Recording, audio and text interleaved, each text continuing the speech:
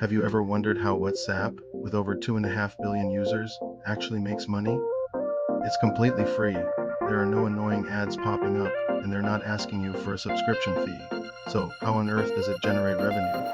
The answer is way more interesting than you think. Back in 2014, Meta, which we all knew as Facebook back then, dropped the mind-blowing $19 billion to buy WhatsApp. 19 billion for a free app. That seems insane, right?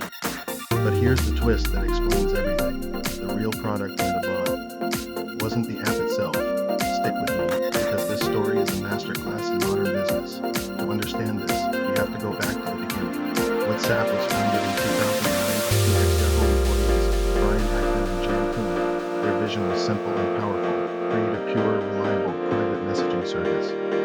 They were so committed to this idea that they famously had a note on their desk that said, "No ads, no gimmicks, no gimmicks."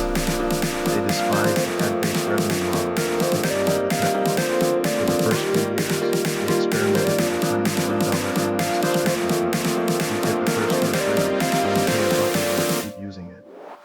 It wasn't about getting rich. It was about covering their server costs and keeping the service pure and independent.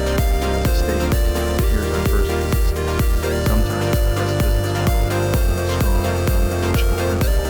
For them, it was user privacy and enhanced the experience, a principle built on immense trust and loyalty. A base that grew faster than anyone could have imagined. By 2014, WhatsApp was a global phenomenon. It was simple, it worked everywhere, and people trusted it. It had hundreds of millions of users, and it was becoming the default way people communicated.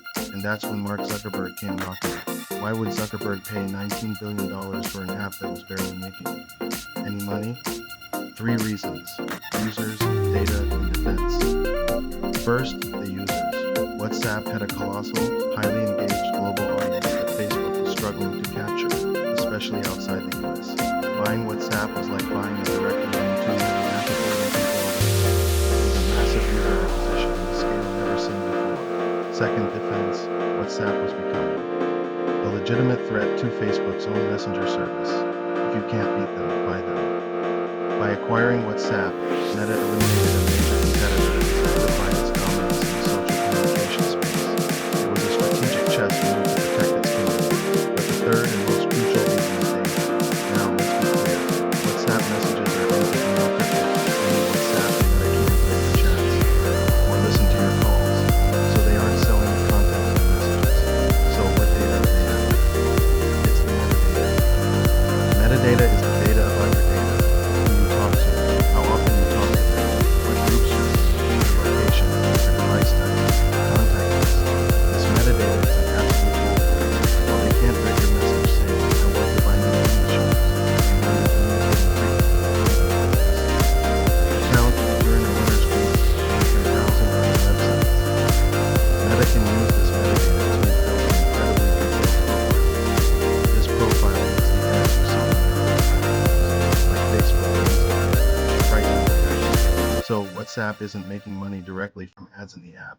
Instead, it's fueling the ad engine of the entire Meta ecosystem. You are not the customer of WhatsApp. You are the product being sold to advertisers on Facebook and Instagram. And this brings us to a huge business lesson. Your most valuable asset might not be what you are directly selling. For Meta, the asset wasn't a $1 subscription. It was the behavioral data of billions of users. Identifying and leveraging your hidden assets can be the key to exponential growth. But the story doesn't end there.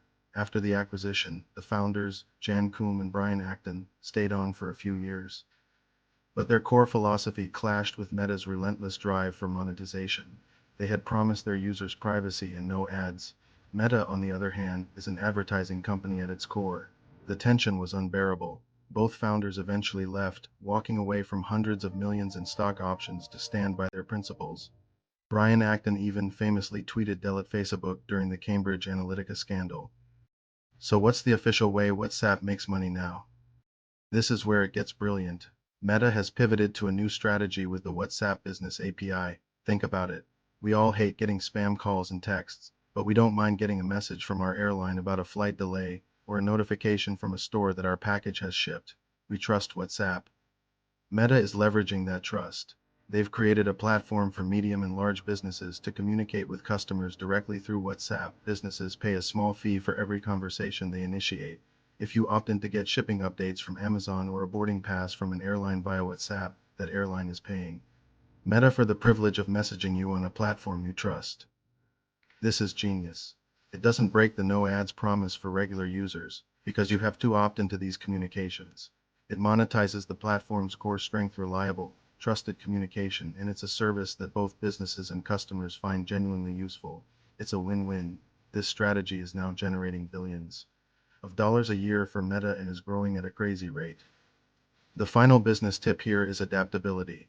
WhatsApp's revenue model has evolved dramatically, from a $1 subscription to an indirect data fueling model, and now to a sophisticated business API. The market changes, technology changes, and your business model must be flexible enough to change with it, without betraying the core values that made you successful in the first place.